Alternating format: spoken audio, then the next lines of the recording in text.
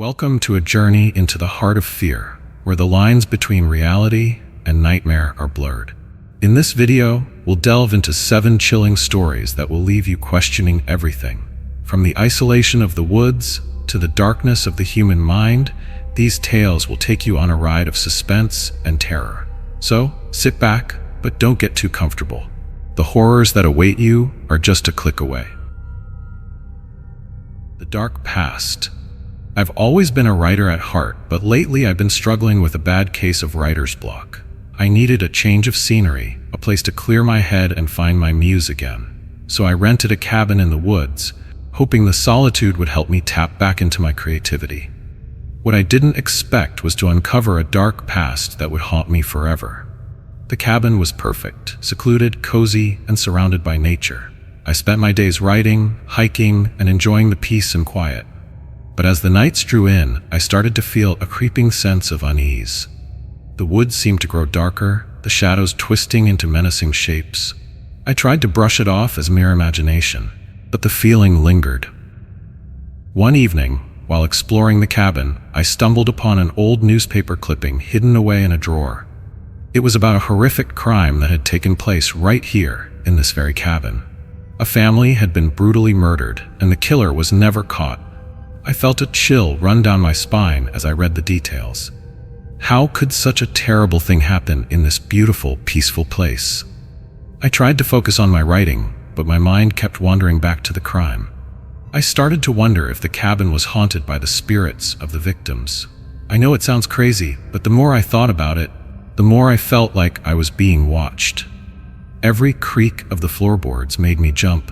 Every snap of a twig outside made me spin around. As the days passed, I began to experience strange visions.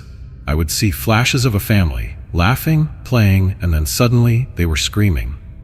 I'd wake up in the middle of the night, feeling like I'd just witnessed something horrific. I tried to convince myself it was just my imagination, but deep down, I knew it was more than that.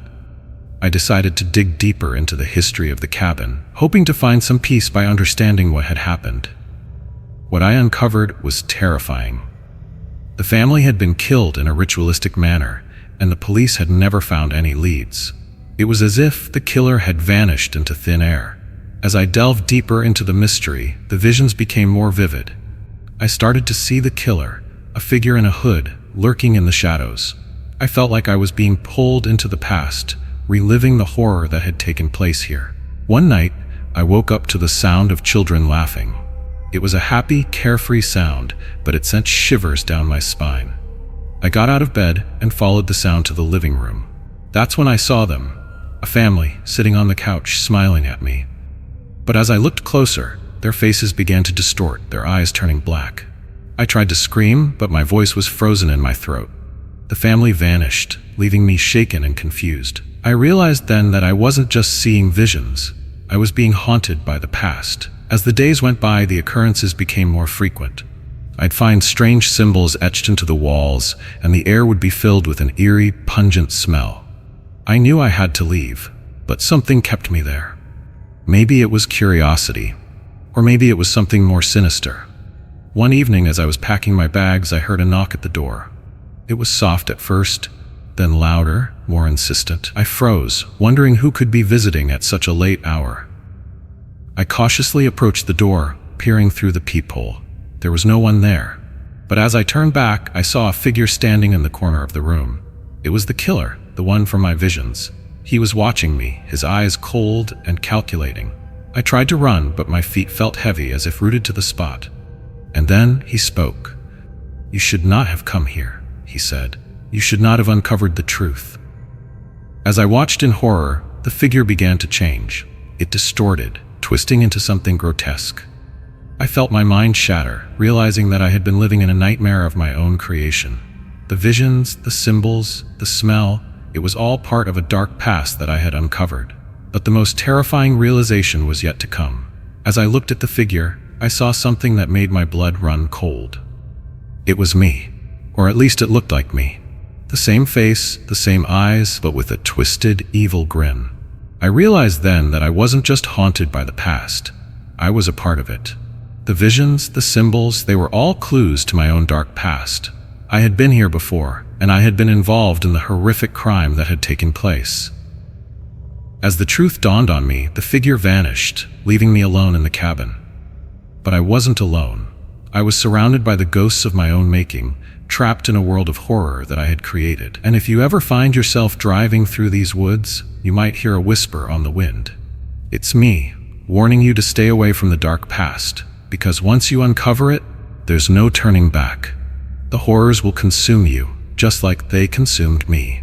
And I'm living proof that sometimes the greatest terror is the one within. The family legacy. I never thought I'd be the type to inherit a creepy old cabin in the woods, but life has a way of surprising you. My grandfather passed away under mysterious circumstances, leaving me his beloved cabin. I had mixed feelings about it: sadness, curiosity, and a hint of fear. The cabin had always been a place of family legends and whispered secrets. As I drove up to the cabin for the first time, I felt a shiver run down my spine. The trees seemed to close in around me, casting long, ominous shadows on the ground. I remembered visiting here as a kid, playing in the woods with my cousins, but now it felt different.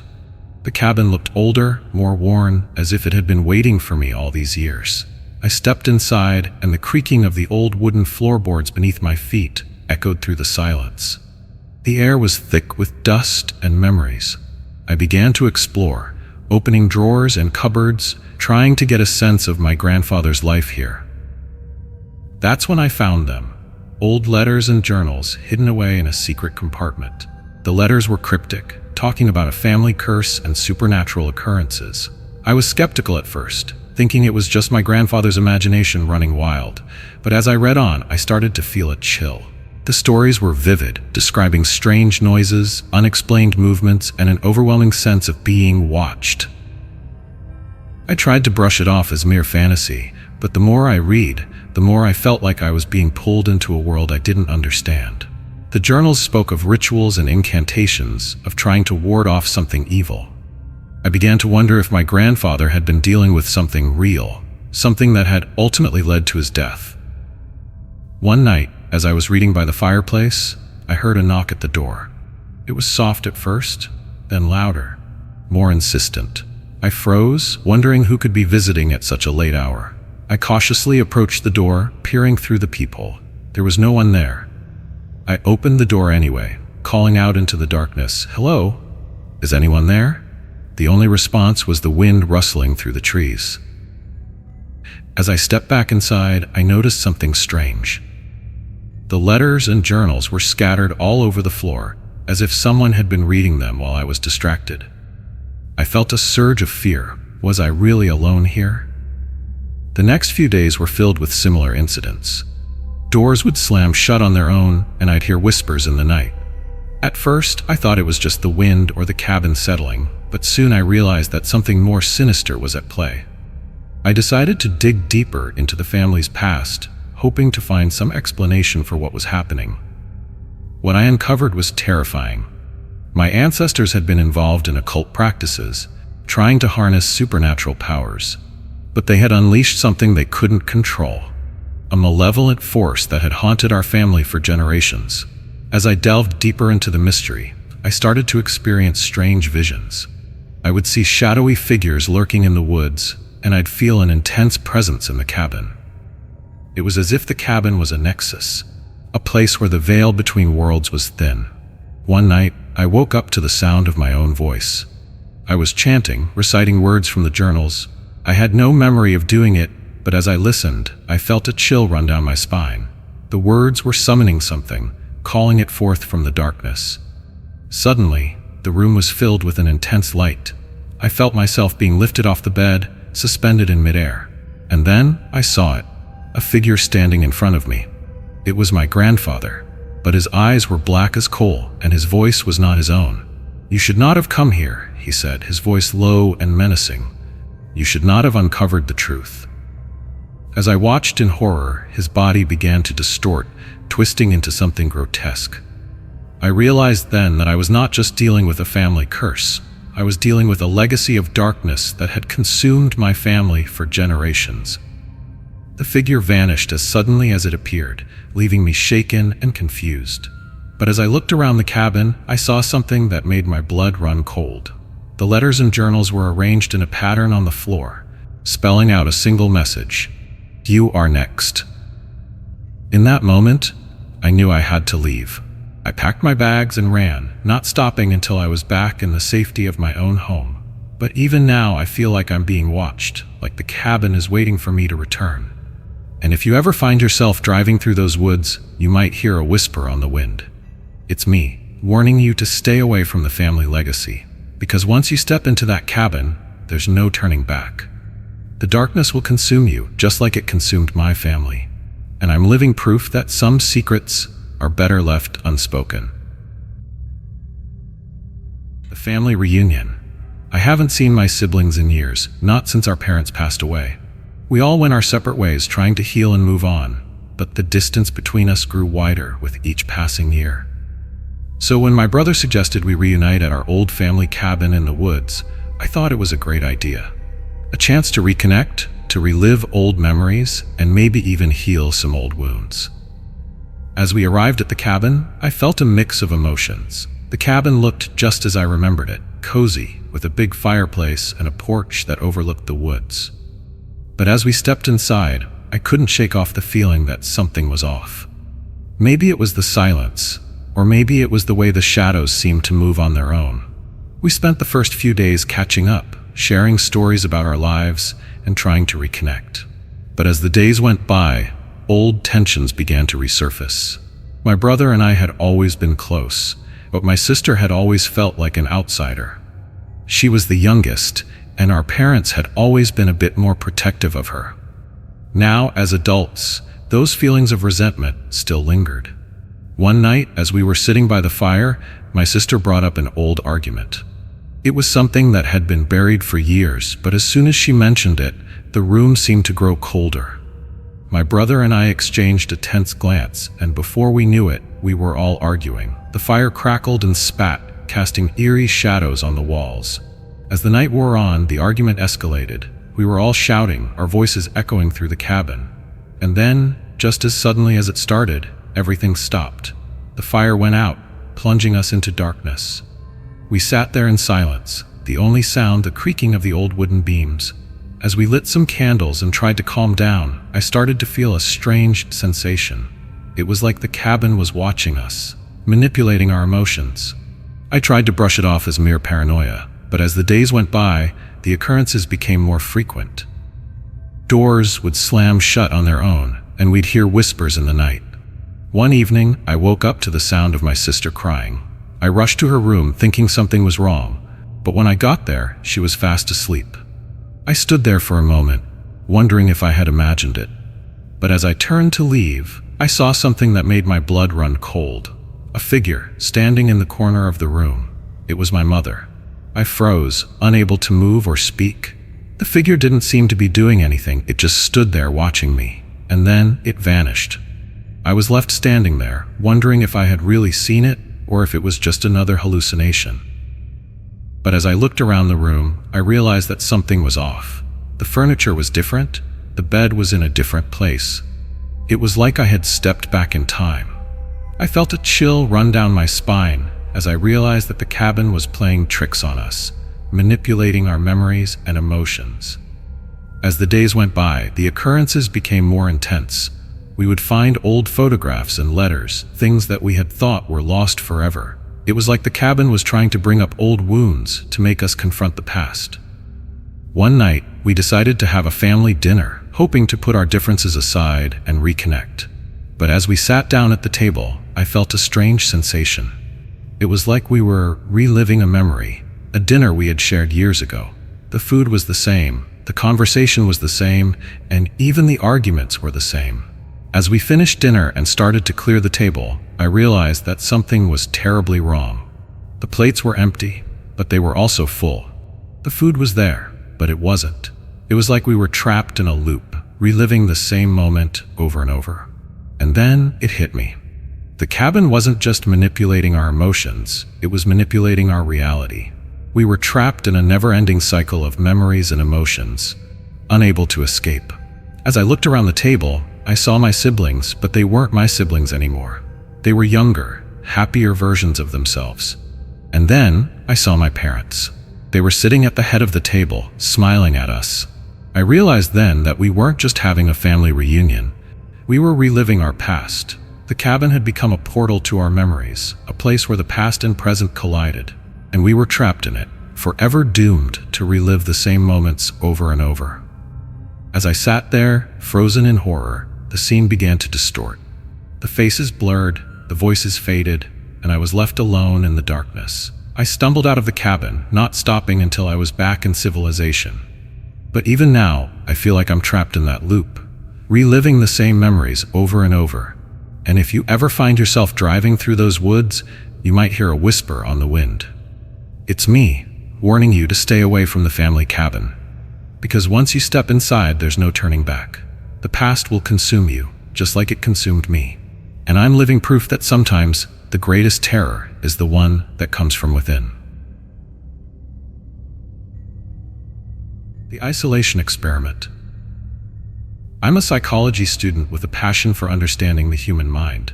I've always been fascinated by how people react under extreme conditions, so I decided to conduct an experiment on myself. I chose a remote cabin deep in the woods, far from any civilization, to see how isolation would affect my mental state. I was excited and a bit nervous, but I thought I was prepared for whatever might come. As I arrived at the cabin, I felt a sense of adventure wash over me.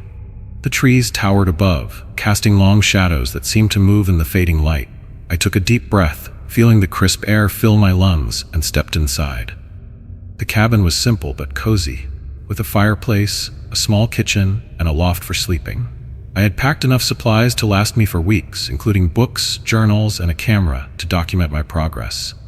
The first few days were peaceful. I spent my time reading, writing in my journal, and exploring the surrounding woods. I felt a sense of freedom, like I was the only person in the world. But as the days turned into weeks, I started to feel a creeping sense of loneliness. I would hear strange noises at night, twigs snapping, leaves rustling, and I'd jump out of bed thinking someone was outside. Of course, there never was anyone. Or so I thought. One night, I woke up to a loud bang. It sounded like someone had slammed the door shut. I sat up, my heart racing, and listened. The silence was deafening. I tried to convince myself it was just the wind, but I couldn't shake off the feeling that something was off. I decided to investigate, grabbing a flashlight and heading downstairs. The cabin was quiet, but as I approached the door, I felt a chill run down my spine. It was slightly ajar. I could have sworn I closed it before going to bed. I pushed the door open slowly, shining my light into the darkness. The beam danced across the trees, casting eerie shadows on the ground. Suddenly, I heard footsteps. They were light, like someone was trying not to be heard. My heart was pounding now. I took a step back, my eyes fixed on the darkness beyond the light. And then, just as suddenly as they started, the footsteps stopped. I stood there for what felt like an eternity, waiting for something to happen. But nothing did. I finally mustered the courage to step outside, calling out into the night, "Hello? Is anyone there?" The only response was the echo of my own voice off the trees. As the days went by, these incidents became more frequent. I would see things out of the corner of my eye, shadowy figures darting between the trees. I'd turn to look, but there would be no one there. I started to wonder if I was losing my mind. Was I really seeing these things, or was it just my imagination playing tricks on me? One evening, as I was writing in my journal, I heard a faint whisper. It was soft and raspy, and it seemed to be coming from right next to me. I spun around, but I was alone. The whisper seemed to say my name, Alex. I felt a cold sweat break out on my forehead. I tried to tell myself it was just the wind, but deep down, I knew it wasn't. I decided to do some research on the cabin's history, hoping to find some explanation for what was happening.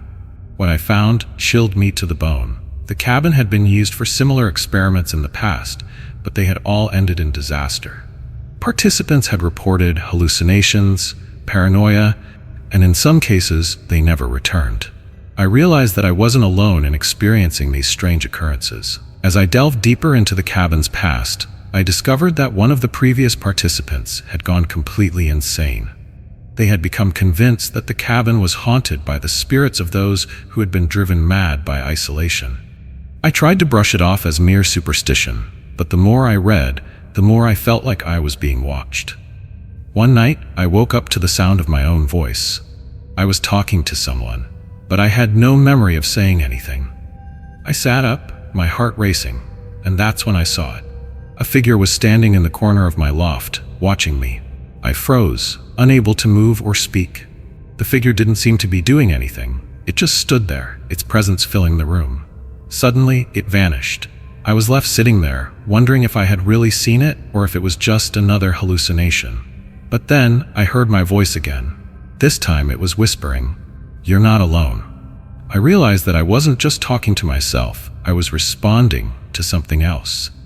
It was then that I understood the horrifying truth.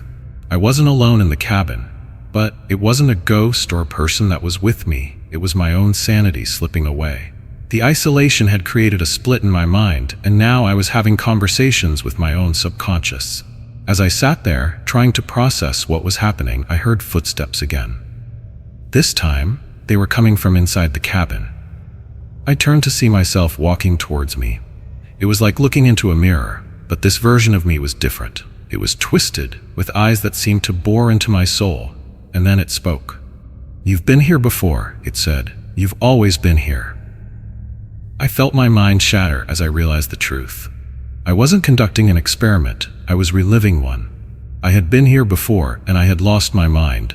The experiment wasn't about solitude, it was about uncovering the darkest corners of my own psyche. As I watched my other self approach, I felt my grip on reality slip away. The last thing I remember is the sound of my own screams echoing through the cabin, and then nothing. When they found me, I was catatonic, unable to speak or move. The cabin was empty, but the walls were covered in my own handwriting. It was a single phrase, repeated over and over. "I am not alone." They say I never recovered, that I'm still trapped in my own mind, reliving that terrifying experiment.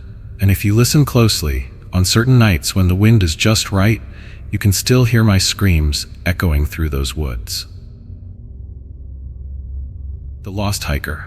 I've always loved hiking, but this time I got a bit too adventurous. I decided to tackle a new trail, despite the weather forecast warning of a storm. I figured I could make it back before the rain hit, but as it often does, nature had other plans. The storm rolled in faster than expected, and I found myself lost in the woods, desperately seeking shelter.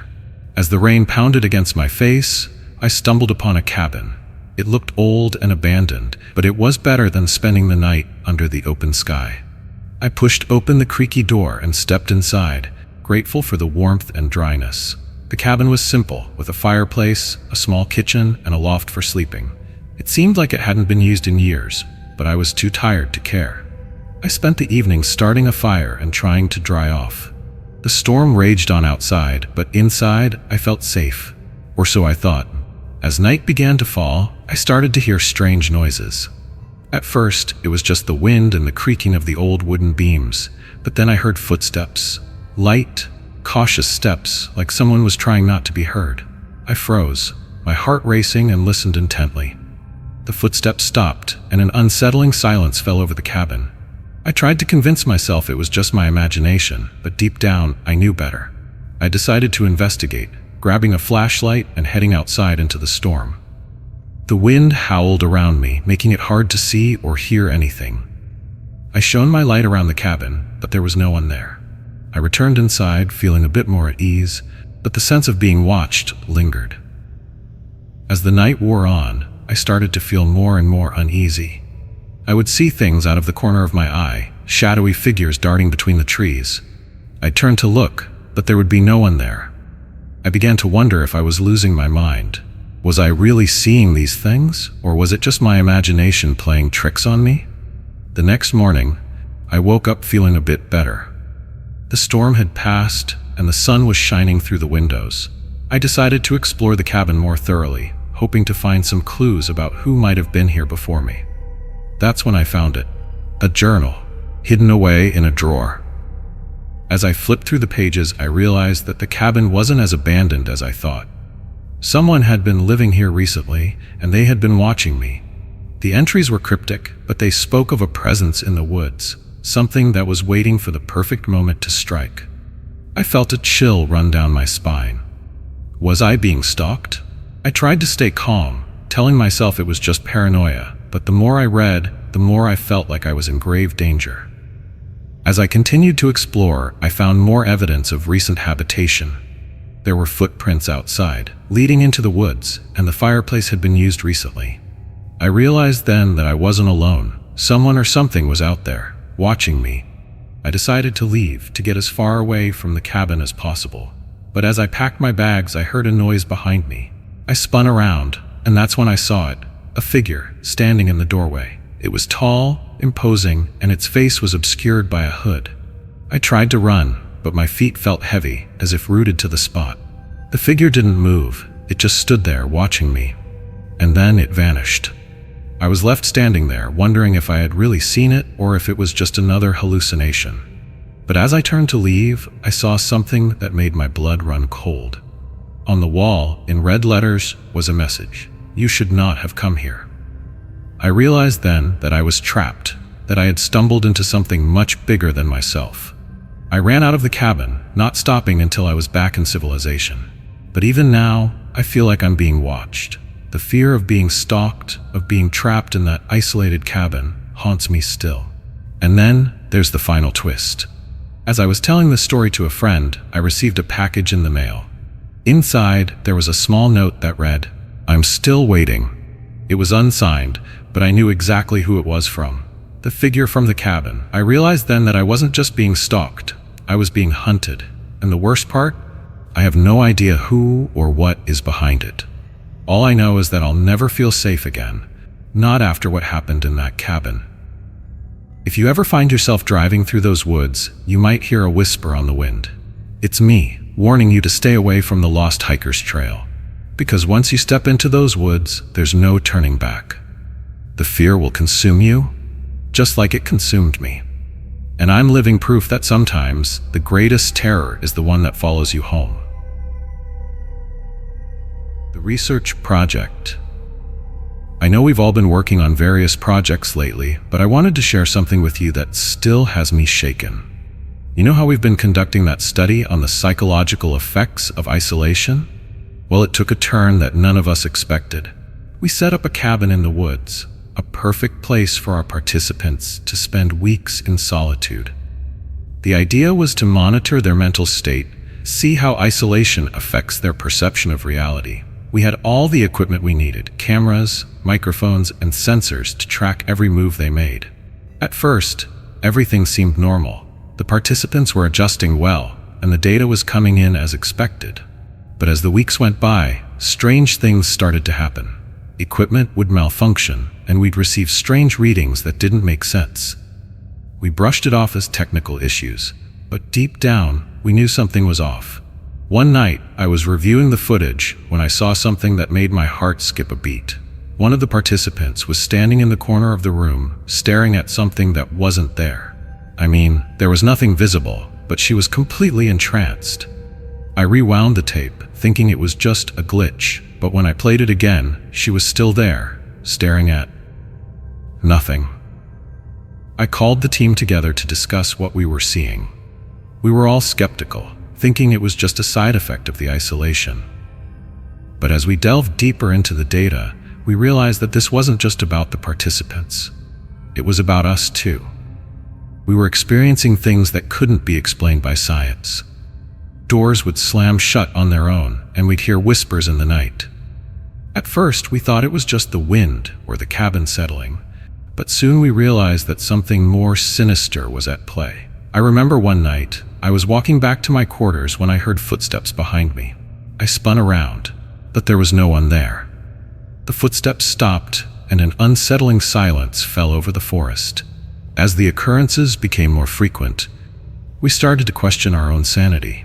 Were we really seeing these things, or was it just our minds playing tricks on us? We tried to stay focused on the study, but it was getting harder. The participants were experiencing bizarre phenomena too. Hallucinations, hearing voices, and seeing things that weren't there. One of them reported seeing shadowy figures lurking in the woods. At first, we thought it was just paranoia, but then we started to see them too. It was like the cabin was a nexus for something beyond our understanding. We decided to investigate further, setting up more equipment to capture evidence of what was happening. But the more we dug, the more we realized that some forces cannot be explained by science alone. We were dealing with something that challenged our entire worldview. One evening, as we were reviewing the footage, we saw something that made our blood run cold. One of the participants was standing in front of the camera, but it wasn't just her. There was something else there, something that didn't belong in our world. It was like a shadow, a presence that seemed to fill the room. As we watched in horror, the participant began to change. Her eyes turned black, and her voice became a low, menacing whisper. She started to speak, but it wasn't her voice. It was something else, something ancient and evil. We realized then that we had unleashed something we couldn't control. The cabin was a doorway to another dimension, and we had opened it. The participants were no longer just subjects. They were vessels for something beyond our understanding. As we packed up our equipment and left the cabin, I couldn't shake off the feeling that we had made a terrible mistake. We had delved into the unknown, and now we were paying the price. The study was abandoned, and we never spoke of it again. But sometimes, in the dead of night, I still hear those whispers. And I know that I'm not alone. The unknown is out there, waiting for us to cross into its domain again. If you ever find yourself driving through those woods, you might hear a whisper on the wind. It's me, warning you to stay away from the research project. Because once you step into that cabin, there's no turning back. The unknown will consume you, just like it consumed us. And I'm living proof that sometimes the greatest terror is the one that lies beyond the limits of our understanding. The survivalist's nightmare. I've always been a bit of a survivalist, preparing for the worst. You know, the apocalypse, societal collapse, stuff like that. I've spent years building a secluded cabin in the woods, stockpiling food and supplies, and learning every trick in the book to stay alive. I thought I was ready for anything, but as it turns out, I wasn't prepared for the real challenge. My own mind. I remember the day I moved into the cabin like it was yesterday.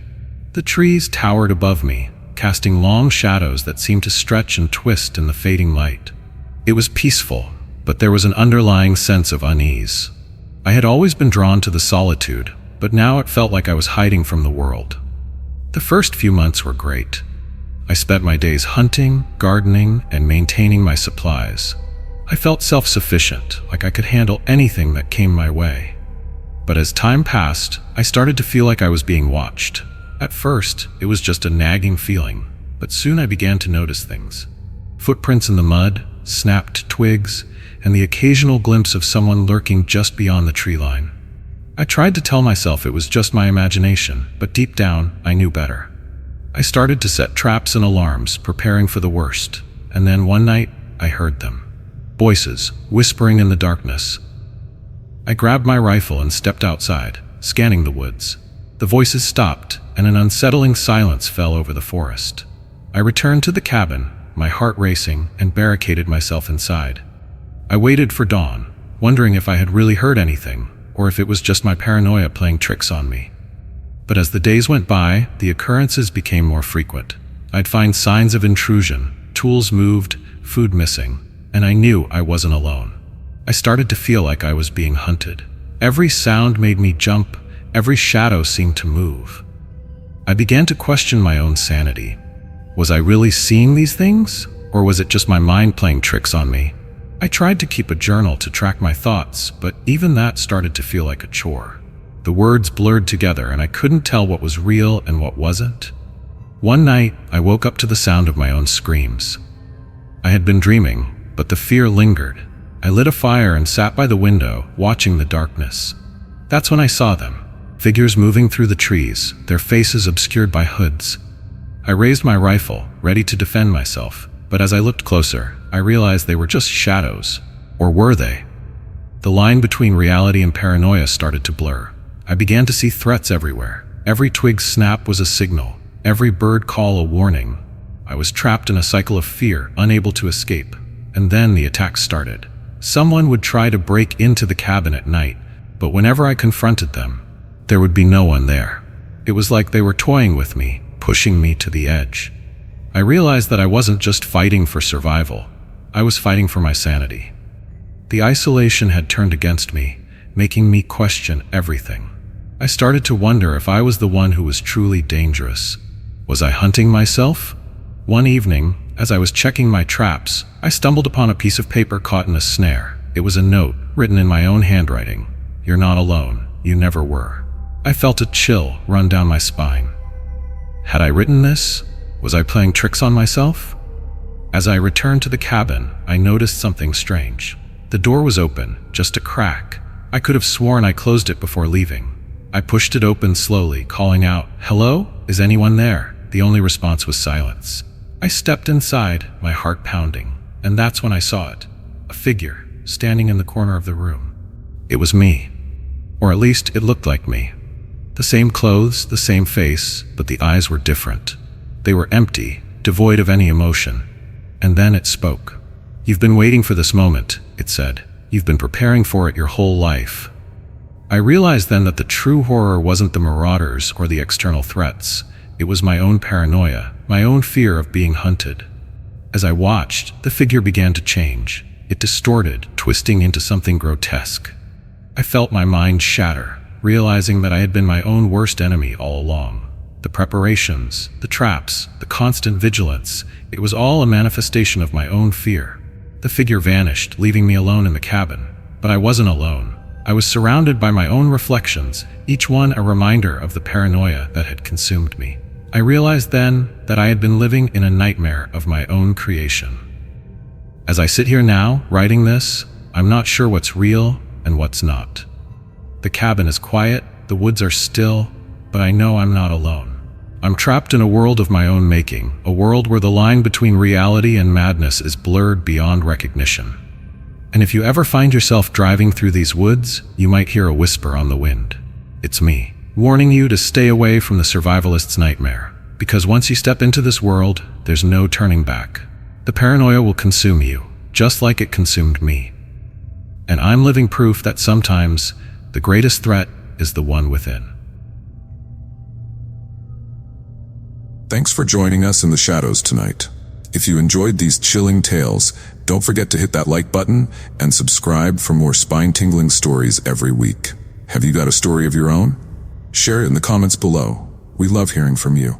And remember, the darkness holds many secrets. Are you brave enough to uncover them? Until next time, keep your lights on and your doors locked. Sweet nightmares.